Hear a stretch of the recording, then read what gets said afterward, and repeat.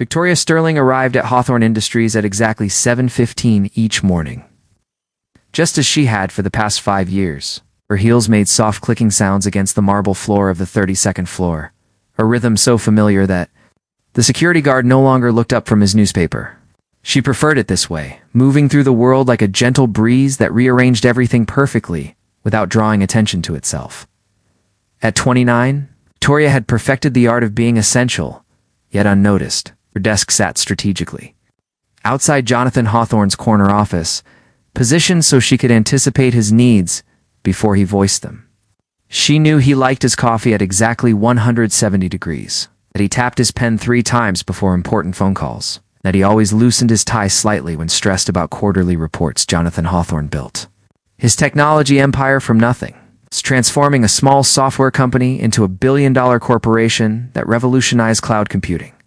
At 35, he commanded respect in boardrooms across the globe, yet Victoria often wondered if he truly saw the people who made his seamless days possible.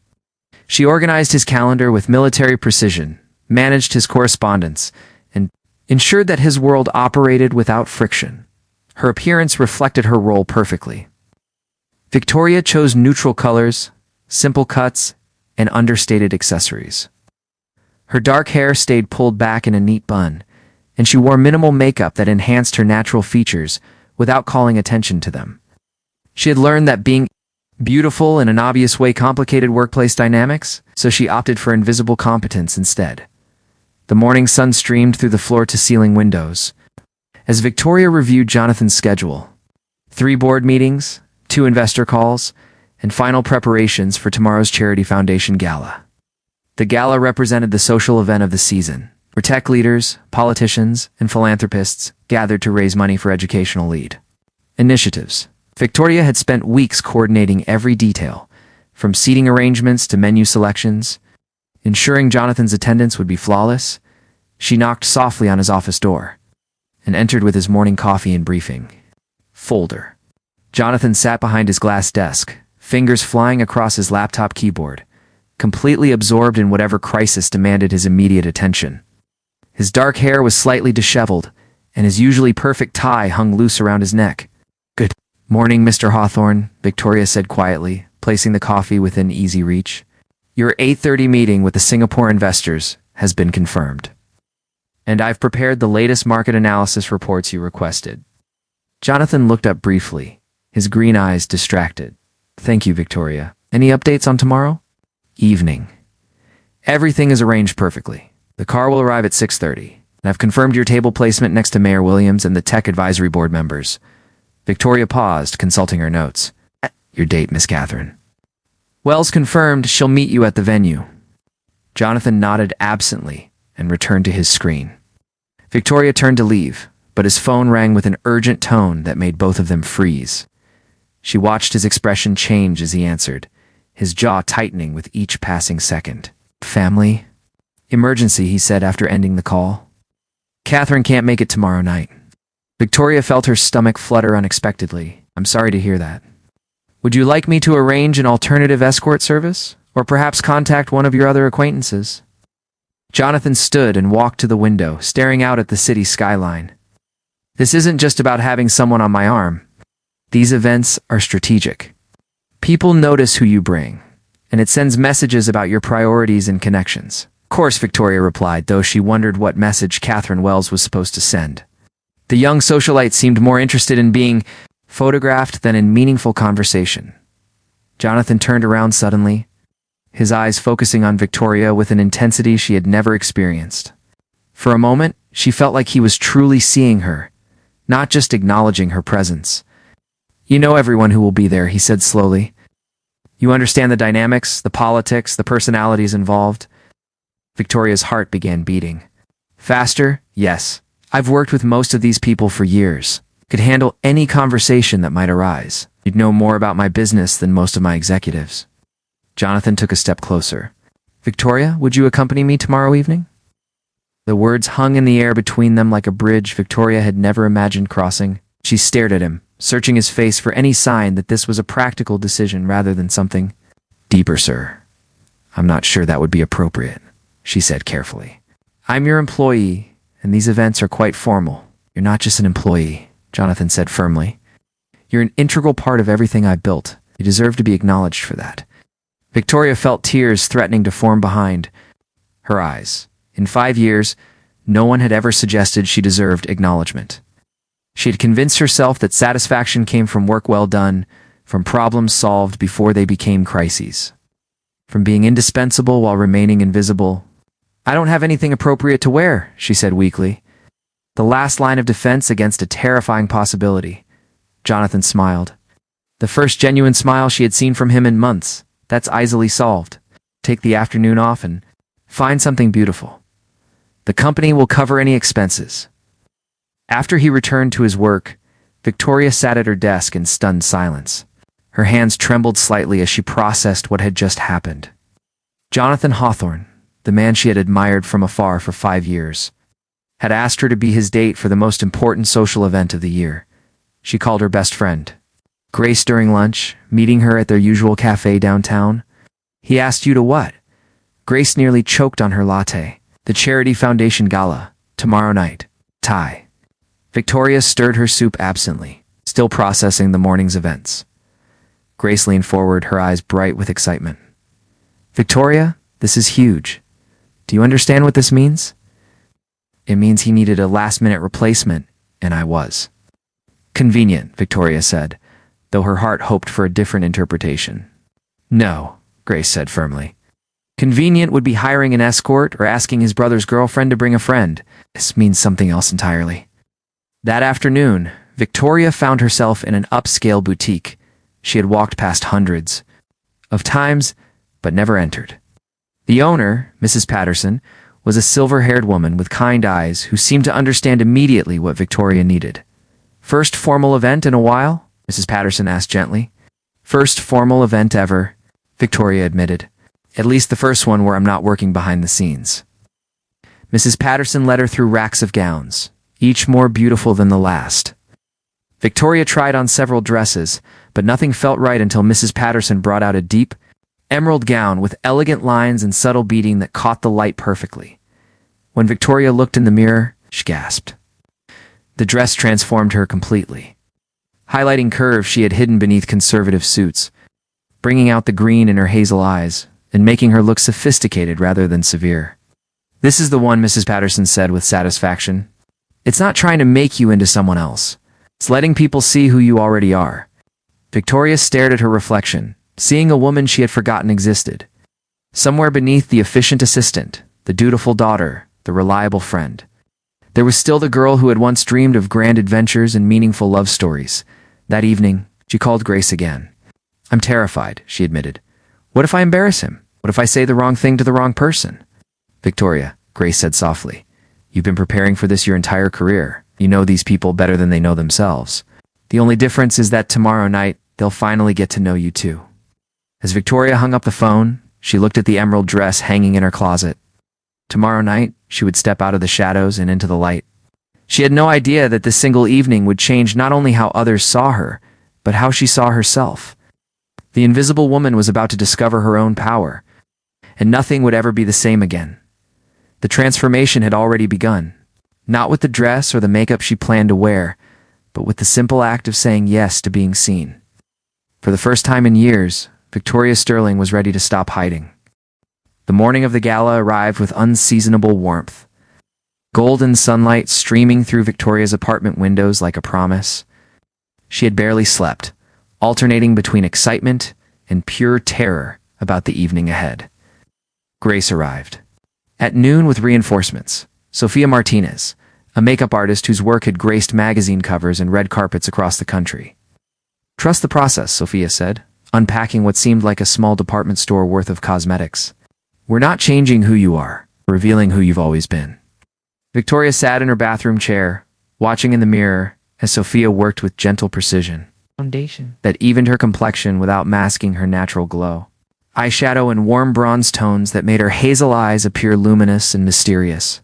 A subtle winged eyeliner that lifted her gaze, lipstick in a shade called Confidence that perfectly complemented her skin tone. Secret, Sophia explained as she worked, is enhancement, not transformation. Your bone structure is incredible. Your eyes have natural depth. or just making sure everyone else notices what was already there. Grace styled Victoria's hair, releasing it from its perpetual bun and creating soft waves that framed her face.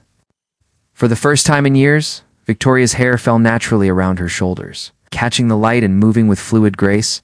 "Tori, recognize myself," Victoria whispered, staring at her reflection. "That's because you've been hiding yourself. For so long, you forgot what you actually look like," Grace replied. "Now put on that dress and prepare to stop traffic." The emerald gown fit like it had been designed specifically for Victoria's body. The color brought out the green flecks in her eyes, while the elegant cut showcased her figure without being inappropriate for a charity function. She had simple diamond earrings that had belonged to her grandmother and a delicate bracelet that caught the light when she moved. When Victoria looked in the full-length mirror, she felt a profound shift. In her chest, the woman looking back at her was confident, sophisticated, and undeniably beautiful.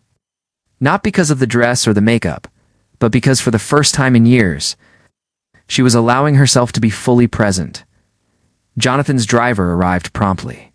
At 6:30, Victoria had expected to meet Jonathan at the venue, but when she walked outside, she found him standing beside the black sedan, adjusting his cufflinks with nervous energy. When he looked up and saw her, his expression changed completely. His mouth opened slightly, and he stood perfectly still for several heartbeats. Victoria had seen Jonathan command boardrooms, negotiate billion-dollar deals, and address crowds of thousands, but she had never seen him speechless. "Victoria," he said finally, his voice softer than she had ever heard it, "you look absolutely stunning." She felt heat rise in her cheeks. "Thank you. You look quite handsome yourself." Jonathan did indeed look magnificent in his tailored tuxedo, but there was something different about him tonight. The usual tension in his shoulders seemed relaxed, and his smile appeared genuine rather than calculated. During the drive to the hotel, they fell into easy conversation about the evening's program and the various dignitaries they would meet. Victoria noticed Jonathan stealing glances at her, and each time their eyes met, she felt electricity spark between them. The grand ballroom of the Meridian Hotel had been transformed into a wonderland of golden lights and white flowers. Crystal chandeliers cast dancing shadows on the walls, while a string quartet provided elegant background music. Victoria had coordinated every detail. Experiencing it as a guest rather than a worker felt entirely different. When they walked through the entrance, heads turned. Victoria heard subtle whispers and felt eyes following their progress through the room. Jonathan placed his hand gently on the small of her back, guiding her through the crowd with protective grace.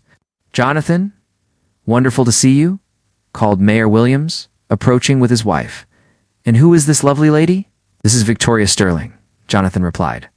And Victoria noticed he didn't mention her job title. "Victoria, you know Mayor Williams and his wife Patricia from our correspondence." "Of course," Victoria said smoothly, extending her hand. "Mrs. Williams, I remember you mentioning your interest in literacy programs. How is the new reading initiative progressing?" Patricia Williams beamed. "How thoughtful of you to remember." "It's going wonderfully, though we could always use more corporate sponsors." "I'd love to hear more about it," Victoria replied, genuinely interested. Educational access is so important for community development. As they moved through the evening, Victoria found herself engaging in sophisticated conversations about technology, philanthropy, and social issues. Years of managing Jonathan's correspondence had given her insights into various industries and causes. She discovered that people listened to her opinions and sought her thoughts on complex topics. James Crawford appeared at her elbow during the cocktail hour. Victoria recognized him as CEO of Crawford Technologies, one of Jonathan's primary competitors. He was conventionally handsome, with silver-streaked hair and a charming smile that didn't quite reach his eyes. "I don't believe we've been properly introduced," James said, offering his hand. "James Crawford." "Victoria Sterling," she replied, noting how he held her hand slightly longer than necessary. "Are you in the tech industry, Victoria?" James asked, though his tone suggested he already knew the answer. "I work closely with Hawthorne Industries," Victoria said diplomatically. "How fortunate for Hawthorne Industries," James replied, his smile becoming more predatory. "Perhaps we could discuss how someone with your obvious talents might find new challenges in a different environment." Victoria felt Jonathan materialize beside her, his presence suddenly protective and territorial. "James," Jonathan said coolly, "enjoying the evening?" "Very much," James replied, never taking his eyes off Victoria. I was just telling Miss Sterling how impressive I find her insights on market development. Jonathan's jaw tightened almost imperceptibly. Victoria could sense tension building between the two men, and she realized with startling clarity that she had somehow become the center of their competitive dynamic. When the orchestra began playing, Jonathan turned to Victoria. "Would you dance with me?" Victoria had never danced with Jonathan, had never imagined such a possibility. But she placed her hand in his and allowed him to lead her onto the floor. Dancing with Jonathan felt like discovering a secret room in a house she thought she knew completely. He moved with surprising grace, his hand warm and steady at her waist, his eyes never leaving her face. The rest of the ballroom faded away until there was only music and movement, and the growing awareness that something fundamental had shifted between them.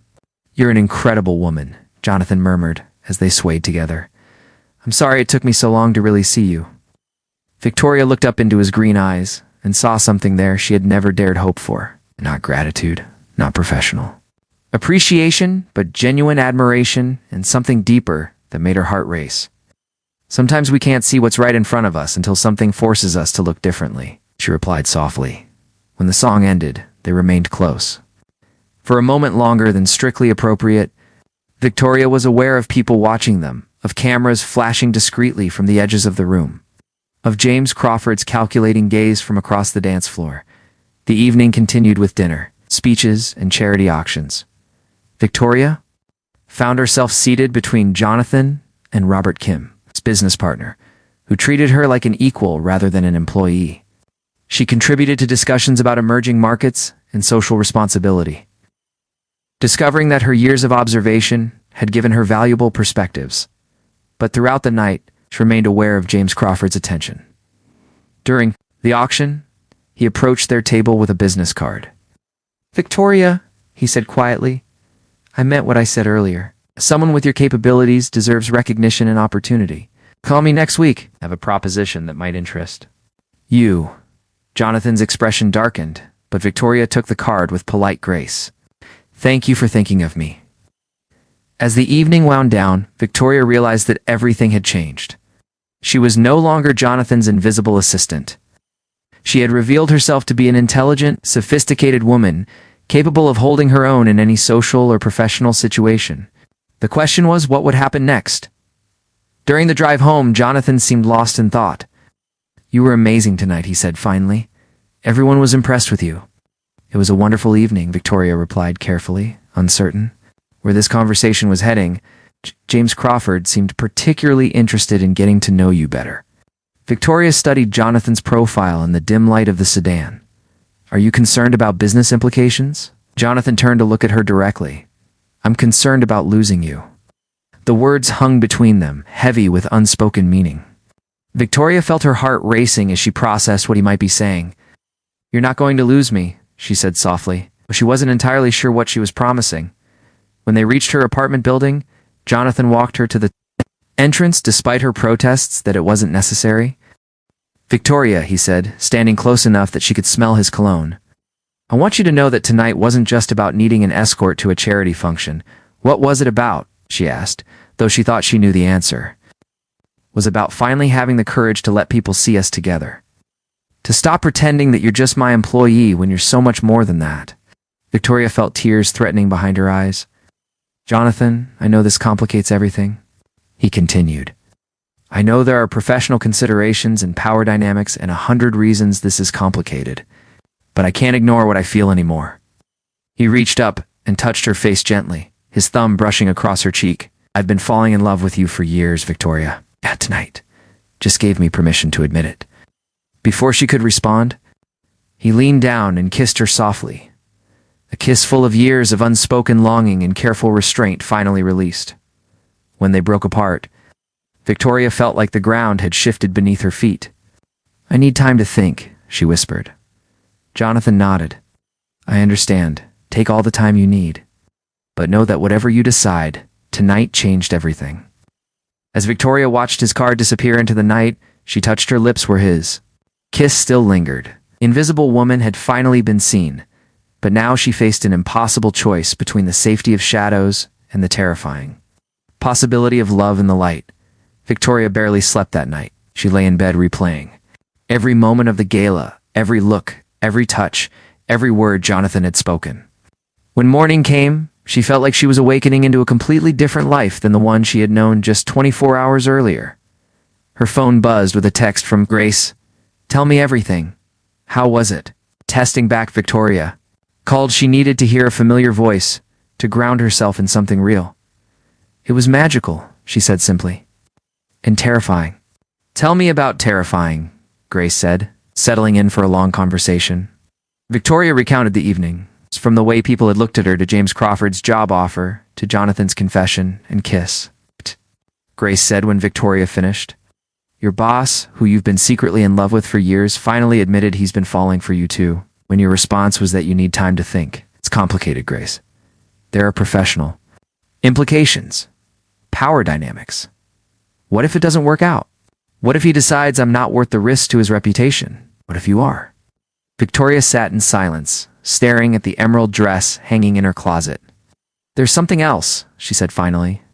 "James Crawford offered me a job, strategic communications director.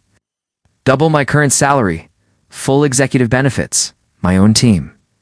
Grace whistled softly. "That's a big opportunity." It would mean leaving Hawthorne Industries. Starting fresh somewhere new, where people would know me for my work, rather than as someone's assistant. Is that what you want? Victoria realized she didn't know anymore. A week ago, her wants had seemed simple: job security. Her brother's college tuition paid, a quiet life without complications. Now, she was being offered everything she had never dared to dream of: professional recognition, financial independence, and love with a man she had admired for years. Monday morning came too quickly. Victoria dressed carefully in a navy suit that struck a balance between her old conservative style and her new awareness of her own attractiveness. When she arrived at the office, she felt eyes following her in a way they never had before. Jonathan was already at his desk. When she knocked on his door with his morning coffee, he looked up with an expression that was hopeful and cautious at the same time. "Good morning, Victoria. How are you feeling?" "Confused," she said honestly. "Everything feels different now." "It is different," Jonathan replied. "The question is whether different is something we're both willing to explore." Before Victoria could respond, her desk phone rang. She excused herself to answer it. "Miss Sterling? This is James Crawford. I was hoping we could meet for lunch today to discuss the opportunity I mentioned Saturday evening." Victoria glanced toward Jonathan's office, where she could see him watching her through the glass wall. "I think that would be fine," she said. "Shall we say 12:30? The morning passed in a blur of routine tasks that no longer felt routine. Victoria found herself questioning everything she had accepted as normal. Was she really fulfilled by managing someone else's calendar? Did she want to spend her career making other people successful while remaining invisible herself? At lunch, James took her to an upscale restaurant where they could speak privately. He was charming and attentive, painting a picture of professional success that was undeniably appealing. "You impressed everyone Saturday night," he said over salad. "You have a natural intelligence and grace that's rare in this industry. At Crawford Technologies, you wouldn't be supporting someone else's vision. You'd be creating your own." "It's a generous offer," Victoria said carefully. "But I have commitments at Hawthorne Industries." "Commitments to a company or to a man?" James asked directly. Victoria felt heat rise in her cheeks. "I'm not sure I understand." "I think you do. Jonathan Hawthorne is brilliant, but he's also ruthless when it comes to protecting his interests. Are you sure he sees you as a partner, or just as a valuable asset he doesn't want to lose to a competitor?"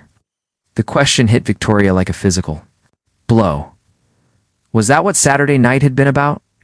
Not love, but possession. "Think about it," James continued. "You've worked for him for 5 years. If he truly valued you as more than an employee, wouldn't he have promoted you already? Given you real authority, real recognition?" Victoria left lunch feeling more confused than ever. James's words echoed uncomfortably with her own insecurities about Jonathan's motivations. That afternoon, her sister Emma called from college. "Saw pictures online from some charity gala," Emma said excitedly. "You looked absolutely gorgeous. Who was the handsome man you were dancing with?" Victoria had forgotten about photographers at the event. She quickly searched online and found several images of herself with Jonathan, including one where they were gazing into each other's eyes while dancing that looked incredibly intimate. His name is Jonathan Hawthorne. He's complicated. Complicated. How he looks at you like you're the only woman in the world. That evening, Victoria sat in her apartment with both job offers spread on her coffee table. Jonathan had given her a promotion packet that afternoon. Senior executive associate with a substantial raise in stock options. It was more than she had ever earned, but still positioned her as his support rather than as an independent professional. James's offer lay beside it. Strategic Communications Director. Crawford Technologies. Her own office, her own team, her own budget. The salary was nearly double what Jonathan was offering. Her phone rang. It was David Park, Jonathan's oldest friend and advisor. Victoria, hope you don't mind me calling. Jonathan gave me your number. I wanted to talk to you about something important. They met at a quiet coffee shop near Victoria's apartment. Dave was a soft-spoken man in his 40s who had known Jonathan since college. He told me about Saturday night, David said without preamble, about his feelings for you. Victoria shifted uncomfortably. I'm not sure this is appropriate. Probably not, but I care about both of you too much to stay quiet. I've watched Jonathan build his empire, and I've seen him sacrifice everything personal for professional success. You're the first person in years who's made him remember that there's more to life than quarterly earnings. But is that fair to me? Victoria asked. To be responsible for someone else's emotional growth? That's not what I'm suggesting. Right.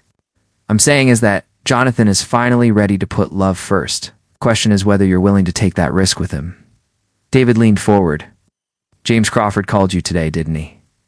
Victoria nodded, unsurprised that David knew. James is a good businessman, but he's also calculating. He offered you that job because he knows losing you would hurt Jonathan both personally and professionally. Are you sure his interest in you isn't just another way to compete with his biggest rival? Victoria went home that night with her head spinning. Everyone seemed to have an opinion about what she should do, but nobody could make the choice for her. She spent Wednesday avoiding both men, taking personal time to think clearly. She walked through the city, sat in parks, and tried to imagine her life taking each possible path. Thursday morning, she made her decision.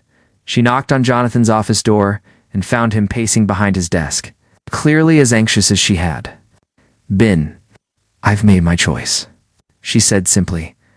Jonathan stopped moving and looked at her with an expression that was equal parts hope and terror. I'm turning down James's offer, Victoria continued. But I'm also not accepting your promotion. Jonathan's face fell. I don't understand. I'm resigning from Hawthorne Industries, Victoria said clearly, but not to work for your competition. Then what? Victoria smiled, feeling peace settle over her for the first time in days. I'm starting my own consulting company. Strategic communications and executive support for small tech companies that can't afford full-time senior staff. I have enough savings to get started, and I think there's a real market for it. Jonathan stared at her. You're going out on your own. I am. I realize that I don't need anyone else to give me value or recognition. I can create that for myself. What about us? Jonathan asked quietly. Victoria stepped closer to his desk. That's a separate question entirely. My professional choices can't be about you, Jonathan. They have to be about me. But if you're asking whether I have feelings for you, the answer is yes, I've been falling in love with you for years. Relief flooded Jonathan's face. Then we can figure this out together. We can try, Victoria agreed. As equals. As partners choosing each other, not as an employer and employee navigating power dynamics. Jonathan walked around his desk and took her hands. I love you, Victoria Sterling. I love your intelligence, your strength, your grace, and your courage. I want to build something real with you. I love you too, Victoria replied. But I need to build something real for myself first. 6 months later, Victoria's consulting company was thriving. She had landed 3 major clients and hired 2 junior associates. Her office was small but elegant, with a view of the city that reminded her daily of how far she had come. Jonathan had been patient and supportive, respecting her need to establish her independence before fully committing to their relationship. They dated like normal people, discovering each other outside the context of work obligations and professional hierarchies. On a warm Saturday evening, Jonathan took her to dinner at the same restaurant where they had attended the charity gala. But this time, they were there as themselves. Two successful professionals who had chosen to love each other. "I have something for you," Jonathan said as dessert arrived. He handed her a small velvet box. And Victoria's heart began racing. "Before you panic," he said with a smile, "it's not what you think. Not yet, anyway." Inside the box was a key. "It's to my house," Jonathan explained. "I'm not asking you to move in with me. I'm asking if you'd like to have the option. No. That you always have a place with me. But only if you choose it." Victoria looked at the key, then at the man who had learned to offer her choice instead of assumptions. "Ask me again in 6 months," she said softly, "when we've both proven to ourselves that this is real." Jonathan smiled and tucked the box back into his pocket. "I'll wait as long as it takes." As they walked out of the restaurant together, Victoria caught their reflection in the glass doors. She saw a woman who was confident, successful, and loved. Not because someone else had made her feel worthy, but because she had finally recognized her own worth. The invisible woman had not just been seen, she had learned to see herself, and that made all the difference. 2 years later, Victoria Sterling married Jonathan Hawthorne in a simple ceremony attended by family and close friends. She walked down the aisle as CEO of her own thriving company, wearing a dress she had chosen because it made her feel beautiful, toward a man who loved her, not for what she could do for him, but for who she had become. The transformation was complete. But it had never really been about the dress, the gala, or even the love story. It had been about a woman finding the courage to stop hiding and start living. And that courage had changed everything.